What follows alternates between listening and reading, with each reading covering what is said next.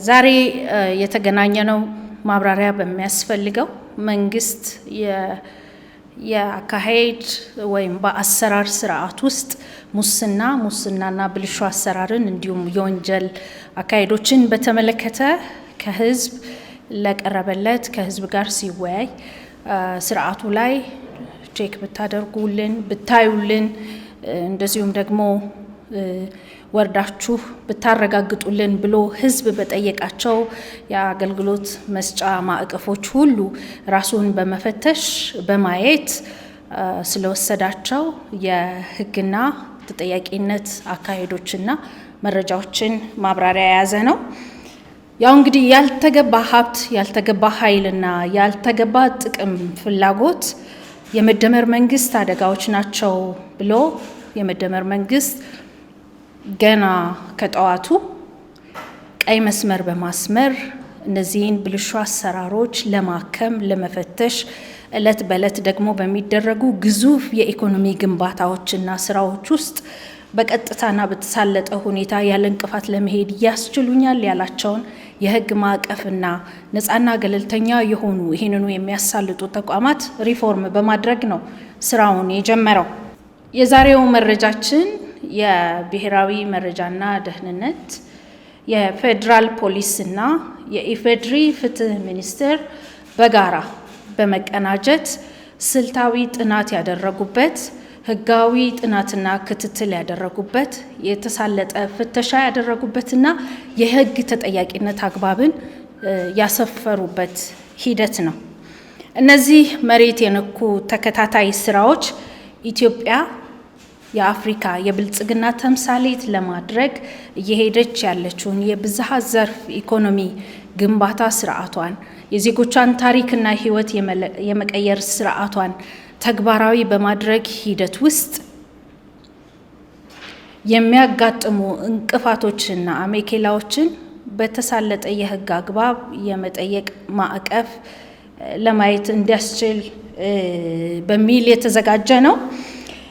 እነዚህ ታላላቅ ምሳሌ ሊሆኑ የሚችሉ ግንባታዎችና ስራዎች ሲከናወኑ ሁሉም ምሳሌዎች በአንድ መስመር ይፈሳሉ ብሎ ማሰብ አይቻልም። አንዳንድ ህገወጥነትን የመፈለግ በህገወጥነት የመክበር የመፈለግ እሳቤዎችና አዝማሚያዎች በስርዓቱ እድገትና ግዙፍ የኢኮኖሚ እንቅስቃሴ ውስጥ ሲተገበሩ ይታያል። ህብረተሰቡን ማስተያየት ይሰጣል። ከዚህ ተነስቶ በትልቁ የማክሮ ኢኮኖሚክ ሀገር በቀል ኢኮኖሚ ሪፎርም ማሻሻያው ላይ የተጋረጠ አደጋ ነው አንዱ። ይህ ማክሮ ኢኮኖሚ ሪፎርም ህጋዊ ሆኖ ውጤታማ ሆኖ ህብረተሰቡ ላይ የኢኮኖሚ ውጤታማነትን ሊያመጣ በሚችል ሁኔታ እንዳይተገበር ለማድረግ እሳቤዎች ብቅ ብለው ታይተዋል። እነዚህም በልማት ድርጅቶች፣ መንግስት ተቋማት ውስጥ ባሉ ኃላፊዎች፣ በግለሰቦችና በነጋዴዎች የታዩ ናቸው። በተለይም ህገወጥነትና የሙስናና ብልሹ አሰራር ተቀናጅቶ መረብ ለመጣል መሞከር፣ አሰራርን ገብቶ እንዳይሳለጥ በማጓተት ወይም ደግሞ በትክክለኛው መንግስትና ህብረተሰቡ ሊያገኝ የሚገባውን ጥቅም በመሰወር የተጋነነ ዋጋና የተጋነነ የኢኮኖሚ ጫና እንዲፈጠር በማድረግ ህብረተሰቡ ላይ ምሬትን መጫንና ህብረተሰቡን ማሳቀቅ እንዲጮህም ማድረግ ዓላማና ታሳቢ ያደረጉ ሂደቶች ናቸው። ከዚህ ተነስቶ አንደኛው እንደ ምሳሌ የምናየው በንግድ ስርዓቱ ላይ የሚታይ ነው። ኮንትሮባንድ ንግድ እንዲኖር ማድረግ በተለይ መሰረታዊ የግብአት ወይም ህብረተሰቡ የሚጠቀማቸውን ሸቀጦች በህጋዊ መንገድ እንዲገቡ ከማድረግ ውጪ በኮንትሮባንድ እንዲገቡ የሚያደርግ ህገወጥነትን የሚያስፋፋ የንግድ ስርዓት እንዲመጣ ሙከራዎች የማድረግ የተደራጀ ኢኮኖሚ አሻጥርን ማድረግ ናቸው። ለነዚህ ሰፊ ኦፕሬሽኖች ተካሂደዋል። መንግስት በዚህ ድርጊት የተሳተፉ አካላትን በመለየት ሰፊ ጥናት ከተደረገ በኋላ የፍጆታ እቃዎች ላይ በተለይ ከፍተኛ የተጋነነ ዋጋ እንዲጨመር ማድረግ፣ የውጭ ምንዛሪ ለዚህ ተብሎ የተዘጋጀን በተገቢው ያለመዋልና የዋጋ ንረት እንዲፈጠር በሚያደርጉት ላይ ህዝብን በዕለት ተዕለት የኑሮ ላይ ጫና እንዲሰማው የሚያደርጉ የተጋነኑ ዋጋዎችን ማድረግ ብቻ ሳይሆን ከገበያ ላይ የምርት እጥረት እንዲከሰት በመጋዘኖች ውስጥ ክምችቶችን በማድረግ ከህዝቡ መደበቅና ለተጋነነ ዋጋ ህብረተሰቡ እንዲጋለጥ የማድረግ አዝማሚያና ትግበራዎችን ነው በሰፊ ኦፕሬሽን የያዘው። በዚህም ላይ ከ7000 በላይ የሆኑ የንግድ ተቋማት፣ ግለሰቦች፣ ሱቆች እና መጋዘኖች የህግ እርምጃ ተወስዶባቸዋል፣ እንዲዘጉ ተደርገዋል። የእርምት እርምጃም ተደርጎ ጥብቅ ቁጥጥር በመደረጉ ምክንያት አሁን ባለው ሁኔታ ማሻሻያዎች ኖሮ እርምጃዎቹ ውጤታማ ፍሬ እያሳዩ ይገኛሉ። ሌላው የፋይናንስ ተቋማት ህገወጥ የገንዘብ ዝውውር እንዲነካኩ ማድረግ ነው።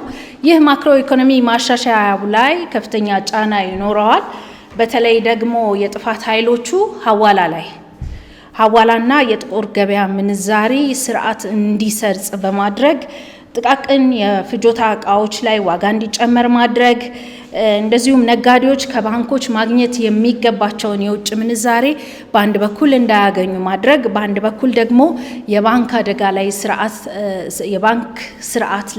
የባንክ የገንዘብ ልውውጥ ስርዓት ላይ ጫና ሊፈጥር የሚችልና መንግስት ማግኘት የሚገባውን የውጭ ምንዛሬ በቀጥታ ወደ ባንክ እንዲመጣ ያለማድረግ ያልተሳለጠ ነገር ግን እንቅፋት ሊሆን የሚችል የንግድ ስርዓትን ገበያው ላይ ማስፈን ነው። እዚህም ላይ በተሰራው ኦፕሬሽን በተለይ የውጭ ምንዛሬን በስውር በማንቀሳቀስና ጥቁር ገበያን በማስፋፋት ወደ 169 ግለሰቦችና በንግዱ ላይ የተሰማሩ ተቋማት በህግ አግባብ ተጠያቂ እንዲሆኑ ተደርገዋል።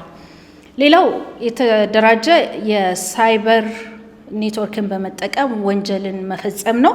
ይህም እንደዚሁ በፋይናንስ ተቋማት ላይ ለመተግበር የተሞከረባቸው ሁኔታዎች አሉ።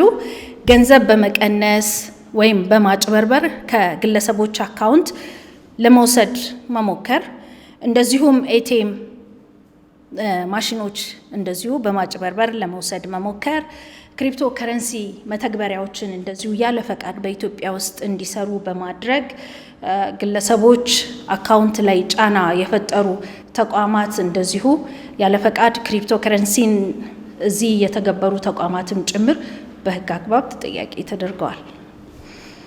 ሌላው ሀገር በምትልካቸው ምርቶች ውስጥ በታማኝነት የሚሰጣቸው በገበያው ሂደት የሚያገኙትን የውጭ ምንዛሪ ገቢ በቀጥታ ወደ ሀገር ውስጥ ከማስገባት ይልቅ የማሸሽ ስራ ውስጥ የተጠመዱ አላግባብ ጥቅም የሚፈልጉ ነጋዴዎች ላይ የሚታይ ነው። ይህም ኢኮኖሚውን በትልቁ ይጎዳል። ስለዚህ እዚህም ላይ ሰፋፊ ኦፕሬሽኖች በመስራት ጥብቅ ተጠያቂነት እንዲሰፍን ተደርጓል። ሌላው ከኢኮኖሚ ጉዳቱ በላይ ማህበረሰባችን ላይ የማህበረሰባዊ ቀውስ በማምጣት ከፍተኛ አዝማሚያ ያሳየ የነበረው የቤቲንግ ቤቶች አዝማሚያ ነው። ይህ ያለ ፈቃድ ከብሔራዊ ሎተሪም ሆነ ከስፖርት ተቋማት ከንግድ ቢሮ ፈቃድ ሳያገኙ ቤቲንግ ቤቶችን ማከናወን ነው። ይህ እንደ መንግስት እና እንደ ማህበረሰባችን ላይ ከፍተኛ ቀውስ የሚያሳድር ለኢኮኖሚ መቃወስ የሚዳርግ እንቅስቃሴ ነው። እዚህም ላይ እንደዚሁ ከፈቃድ ውጪ መንቀሳቀሳቸው ብቻ ሳይሆን ያለውን ማህበረሰባዊና ኢኮኖሚያዊ ጫና በማየት ቤቶቹ እንዲዘጉና ህጋዊ እርምጃ እንዲወሰድባቸው የተደረጉ ናቸው። ፈቃድ ሳያወጡ በበየነ መረብ እንደዚሁ ህገወጥ ስራን ከነዚህ ቤቶች ጋር በማያያዝ ይሰሩ የነበሩ ተቋማትም እንዲዘጉና ህጋዊ ተጠያቂነት እንዲሰፍንባቸው ተደርጓል። እነዚህ አካላት እንግዲህ ህጋዊ ግብርን ወይም ህጋዊ ፈቃድን የመሸሽ አዝማሚያ ነው አንዱ በሀገር ኢኮኖሚ ላይ። ሁለተኛው ዜጎችን በከፍተኛ ደረጃ ከመበዝበዝ አልፈው ያልተገባ ስርዓት ልምምድን በማህበረሰባችን ላይ በማለማመድና በማስረጽ ጫናቸው ከፍተኛ ነው። ስለዚህ እዚህ ላይም እንደዚሁ ይሄው የተቀናጀ ግብረ ኃይል ጥናቶችን በማድረግ ከሀገር ኢኮኖሚና ከዜጎች ደህንነት ጋር ያለውን ጫና በማየት ህጋዊ ተጠያቂነት እንዲሰፍን ተደርጓል። ሌላው እንግዲህ ውስብስብ የፋይናንስ ወንጀልን ለማስቆም መንግስት ባደረገው ጥብቅ ክትትል 36 ህገወጥ የቤቲንግ ድርጅቶችን እንዲዘጉ ተጠያቂም እንዲሆኑ ነው ያደረግነው። ከዚህ ሁሉ ባለፈ እንግዲህ በሀገራችን ኢኮኖሚ ውስጥ ከአምስቱ ብዝሃ ዘርፍ የኢኮኖሚ ፒላሮች ወይም ምሰሶች አንዱ የሆነው የማዕድን ዘርፉ ነው። የማዕድን ዘርፉ እያሳየ የመጣው የሀገር ውስጥ የውጭ ምንዛሪ እድገት የምታውቁት ነው በኢኮኖሚ ውስጥ። ከዚህ ባለፈ ይሄን ዘርፍ ለመጉዳት በሚችል መልኩ ህገወጥ በሆነ መልኩ የሚደረጉ እንቅስቃሴዎች ናቸው። የወርቅ ሽያጭና ወርቅ ላይ ያለው ህገወጥ ዝውውር ነው። እዚህ ላይ የሚታየው እንግዲህ ሀገራችን ትልቅ የውጭ ምንዛሪ የምታገኝበት ዘርፍ ቢሆንም ወርቅ በቀጥታ ወደ ብሔራዊ ባንክ መጥቶ ህጋዊ ልውጥ ከማድረግ ይልቅ ወደ ኮንትሮባንድ ንግድ እንዲገባ በማድረግ ይሄንን በማሳለጥ ከሀገር በማሸሽ ድለላ ውስጥ በመግባት ሀገር ማግኘት የሚገባትን ጥቅም እንድታጣ የሰሩ አካላት ናቸው። ይህንንም በተደራጀ የሀብት ምዝበራ ወንጀል ተጠያቂ በማድረግ አምራቾች፣ አዘዋዋሪዎች፣ ደላሎች ጨምሮ 138 ግለሰቦች በህግ ቁጥጥር ስር ውለዋል። በዚህም ምክንያት እዚህ ዘርፍ ላይ ያሉ እንቅፋቶችና ችግሮችን በበቂ ሁኔታ ትርጉም ባለው ሁኔታ እንዲሳለጥና ሂደቱም የተሳካ እንዲሆን ክትትል እየተደረገለት ይገኛል። ማህበረሰባችን በየዕለቱ ከሚፈልገው የኢኮኖሚ ማሳለጫ ግብአት አንዱ ነዳጅ ነው። ነዳጅ ሀገራችን በግዙፍ የድጎማ በጀት ወደ ሀገራችን ታስገባለች። በትልቁ ድጎማ የሚደረግበት ምክንያት መላው ህብረተሰብ ኢኮኖሚካል ጫና እንዳይደርስበት ሊያደርግ የሚችል ድጋፍ ማድረግን ታሳቢ ያደረገ ነው። ይህም ሆኖ ግን በአቅርቦት፣ በሎጂስቲክስ ትስስር፣ በስርጭት እና በስምሪት ስብጥር በማድረግ ላልተገባ ጥቅም የማዋል አካሄዶች ታይተዋል። መረጃው ከዚህ ቀደም ሊኖራችሁ ይችላል። ነዳጅን በህገወጥ መንገድ አቋርጦ ከሀገር ውጪ እንዲወጣ የማሸሽ፣ ከነዳጅ ማከማቻ መጋዘኖች ውስጥ ነዳጅ እንዳይኖር በማድረግ ወይም ወደ ሌላ በማዟዟር ህብረተሰቡ ላይ እጥረት እንዲፈጠር ማድረግ፣ ከዛም ገበያ ላይ ከፍተኛ የሆነ ጭማሪ እንዲያሳይ ጫናና ቀውሱ ወደ ህብረተሰብ ምሬት እንዲሄድ የማድረግ የነዳጅ ስርጭት ኮታን እንደዚሁ ለግል ጥቅም ማዋል እየታዩ ብልሹ አሰራሮች ነበሩ። በዚህ የተደራጀ የጥቅም ትስስር ውስጥ የተሳተፉ የመንግስት አካላት፣ ነጋዴዎች፣ እንደዚሁም የሎጂስቲክስ ስራ ውስጥ የተሰማሩ ግለሰቦችና ነጋዴዎች በህግ ቁጥጥር ስር እንዲውሉ ተደርጓል።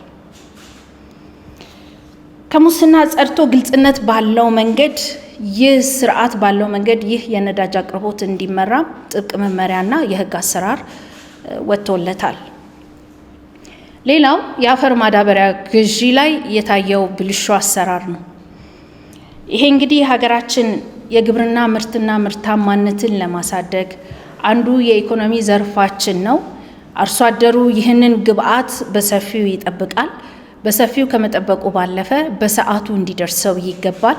ይህንን በታማኝነትና በስርዓት ከመስራት አኳያ እጥረቶች መፍጠር ብቻ ሳይሆን አርሶ አደሩ በሰዓቱና በጊዜው እንዳያገኝ የማድረግ ሂደቶች፣ እንዲሁም ሙስናና ሻጥር በተሞላበት መንገድ በተጋነነ ግዢ እንዲፈጸም ማድረግ፣ ግዢው እንዲጓተት የማድረግ ሂደቶች ተፈጥረው ይህንንም አርሶ አደሩ ላይ ያለውን ጫና በጽኑ በማየት የህግ ማዕቀፉ በወቅቱ ክትትል በማድረግ እዚህ ላይ ጫና የፈጠሩ አላግባብ የሆነ ጥቅም ለማግኘት የሄዱና ይሄን ያስፈጸሙ አርሶ አደሩን ከመበደል አልፈው ሀገር ኢኮኖሚ ላይ ጫና ያሳረፉ አካላት ችግሩን በጥልቀት በመመርመር ጥናት በማድረግ የህግ ተጠያቂነት ደርሷል። ከፍተኛ አመራሮች ተጠያቂ ሆነዋል። ደላሎችና በጥፋት ውስጥ ተሳታፊ የሆኑ ግለሰቦችም እንደዚሁ በህግ አግባብ ተጠይቀዋል።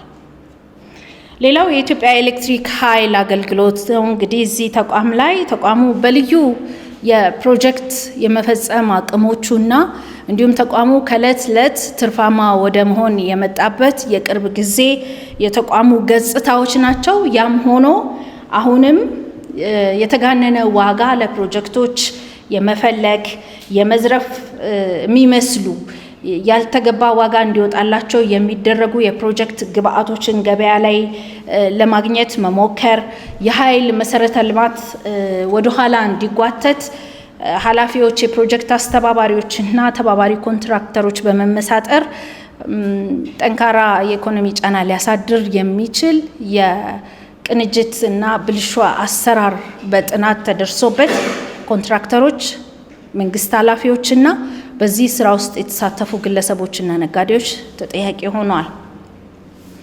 ሌላው የቅርብ ጊዜ ክትትልና ድጋፍ በማድረግ እንዲሁም ምርመራ በማድረግ ዜጎቻችን ላይ ጫና በማሳደሩ ምክንያት መንግስት ክትትልና ጥናት አድርጎ እርምጃ እየወሰደ እያጠናበት ያለው የህገወጥ ሰዎች ዝውውር ነው። በተለይ በስራና ክህሎት ሚኒስቴርን መሰረት አድርጎ የዜጎችን ህጋዊ መብትና ደህንነት ማስጠበቅ የመንግስት ትልቁ ኃላፊነት ነው። ዜጋ ተኮር ዲፕሎማሲ እንደዚሁም ዜጎቻችን በሚሰማሩበት ሀገርና ስፍራ ሁሉ የዜግነት ክብራቸው ተጠብቆ በህጋዊ መንገድ ህጋዊ ማዕቀፍ ውስጥ ገብተው እንዲሰሩ የመንግስት ጽኑ ፍላጎት ነው። ይህም ሆኖ እያለ ግን የስራ ክፍል ሲስተምን በማዛባት ዜጎች በሚያደርጉት የስራ እና ስራን መሰረት ያደረገ ከሀገር ሀገር ዝውውር ላይ ህገወጥ ከሆኑ ኤጀንሲዎች ጋር ህጋዊ ሪፖርት በማስመሰል ውል እንዲፈጽሙ ማድረግ፣ ሀገር የስራ ውል ከሌላት ሀገሮች ጋር የስራ ስምሪት እንዲደረግ የሚያደርጉ ኤጀንሲዎች ጋራ ውል በመፈጸም እንደዚሁም ያልተገባ ኮሚሽን ከዜጎች በመቀበል ዜጎች ላይ ኢኮኖሚ ጫና ሊያሳድር የሚችል ዜጎች ሀገር ውል ካልፈጸመችባቸው ሀገራትም ሄደው የኢኮኖሚና የስነ ልቦና ጫና እንዲሁም ኪሳራ እንዲደርስባቸው የማድረግ ህገወጥ አሰራሮችን መከተል ነው። ይህ በዜጎችን በማታለል በህገወጥ መንገድ ዝውውር በመፈጸም ወደ ውጪ የሚልኩ የውጭ ሀገር የስራ ስምሪትን የሚያመቻቹ ይህን ሽፋን በማድረግ ዜጎች ላይ ሰብአዊና ኢኮኖሚያዊ ጫናዎች እንዲደርስባቸው እድልን የፈጠሩ ብልሹ አሰራሮችን በሙሉ ጥናት በማድረግ እርምጃዎች ተወስደዋል። በዚህም 8 ከፍተኛ የመንግስት አመራሮች እንዲሁም ኤጀንሲዎችና ይህን አሰራር ሲያሳልጡ የነበሩ ደላሎች በጥብቅ የህግ አሰራር ተጠያቂ እንዲሆኑ ተደርጓል። ከዛም አልፎ ይህ ዜጎችን ወደ ውጭ የስራ ስምሪት የመላክ ስርዓት ተጠያቂነት ባለውና በጥብቅ የህግ ማዕቀፍ እንዲከናወን ስርዓት ተበጅቶለታል። እንግዲህ እዚሁ ህገወጥ ዝውውር ላይ ዓለም አቀፍ በረራን ተጠቅሞ የሚደረገውን ጨምሮ በህገወጥ ደላሎች በቦርደር ጭምር በተለያዩ አቅጣጫ ከሀገር ዜጎች በሊቢያ በኩል እንዲወጡ፣ በጅቡቲ በኩል እንዲወጡ እንዲሁም በሞያሌ በኩል እንዲወጡ የማድረግ ስራዎችና ስብጥሮችም ነበሩ። ይሄ ዜጎቻችን ህይወት ላይ ጫና የፈጠረ በተለይ መረጃ በተደራጀ ሁኔታ ባላገኙ ዜጎቻችን ላይ ለዚህ የተበላሸ አሰራር ጫና በመፍጠር ዜጎች ላይ ጉዳት ያደረሰ ነው። ይህንን በጥብቅ የህግ አግባብ እየተመረመረም ያለ ምርመራው የቀጠለ ነው። ሌላው ገቢዎችና ጉምሩክ ዘርፍ የታዩ የግብር ስወራና የኮንትሮባንድ አሻጥሮች ናቸው። እነዚህ እንግዲህ በተለይ ጉምሩክ ከገቢ ዘርፍ ግብር ስወራ ጋር ተያይዞ እንደዚሁም ከህገወጥ ግብር ግምገማ ጋራ የተዛባ የግብር ግምት ከማድረግ ጋራ እንዲሁም ከኮንትሮባንድ እቃዎች ዝውውር ጋር በተያያዘም እንደዚሁ ከፍተኛ የሙስና ወንጀሎች አዝማሚያዎች የሚያሳዩ ሂደቶች ተገኝተዋል። ታክስን በአግባቡ ያለመሰብሰብ፣ ነጋዴውን እውነተኛ የገቢ መጠን እንዲደብቅ እድሉን ማመቻቸት፣ የገቢ እቃዎችን በዋጋ ማሳነስና መደራደር፣ በመንግስት ካዝና መግባት የነበረበት በቢሊዮኖች የሚቆጠር ገቢ እንዳይገባ መደራደርና መመሳጠር እስከ ባለሙያዎች ድረስ የሚወርድ የሙስና ፍላጎትና ስምሪቶች ነበሩ። ሀገርን የማልማት አቅም ባዳከሙ በእነዚህ አካላት ላይ መንግስት የማያዳግም የማጥራት እርምጃ አድርጓል። አሁንም እንደዚሁ እያደረገ ይገኛል። በእነዚህ የግብር አሰባሰብ ስርዓቱን ባዛቡ ወይም እንዲዛባ በርና እድል በከፈቱ ሀገር ማግኘት የሚገባትን ጥቅም እንዳታገኝ በሰሩ እና ለልዩ ጥቅም በተጋበዙ አካላት ላይ የህግ እርምጃ ተወስዷል። አሁንም በጥናትና በምርመራ ሂደት ያሉ አሉ።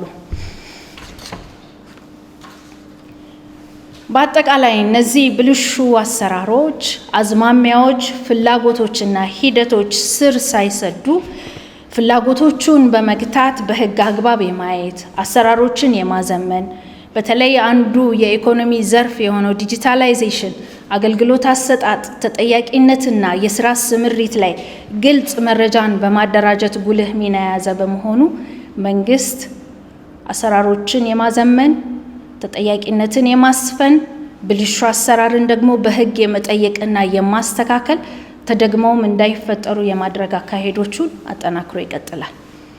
ህብረተሰቡ ገና ከጅምሩ ስጋቱን ሲገልጽ እጅና ጓንት ሆኖ ከመንግስት ጋር ወደ መሬት በመውረድ የተጀመረው ይህ የፍተሻ፣ የምርመራ፣ የማጥራትና እርምጃ የመውሰድ ስራ ቀን በቀን የመደመር መንግስት ስራው አድርጎ የሚሄድበት ምክንያት ለህዝባችን የገባነው ቃልና ለአፍሪካና ለዓለም ህዝብ ያለን ወይም የሚጠበቅብን የስራ ኃላፊነት ያስገድዱናል። እንደ ሌሎቹ ፈተናዎች ሁሉ ሙስናና ብልሹ አሰራርን በጽናት በመታገል ህብረተሰባችን መረጃን በመስጠት ላልተገባ፣ ለተዛባ፣ ለግልና ለስስ ፍላጎት በሚል በሚደረጉና በሚዘረጉ መረቦች ላይ ህዝባችን እጁን ባለመክተት መረጃዎችን በተዘረጉለት መስመር ጥቆማን በመስጠት ትብብሩን እንዲቀጥል መንግስት አሁንም ጥሪውን ያስተላልፋል።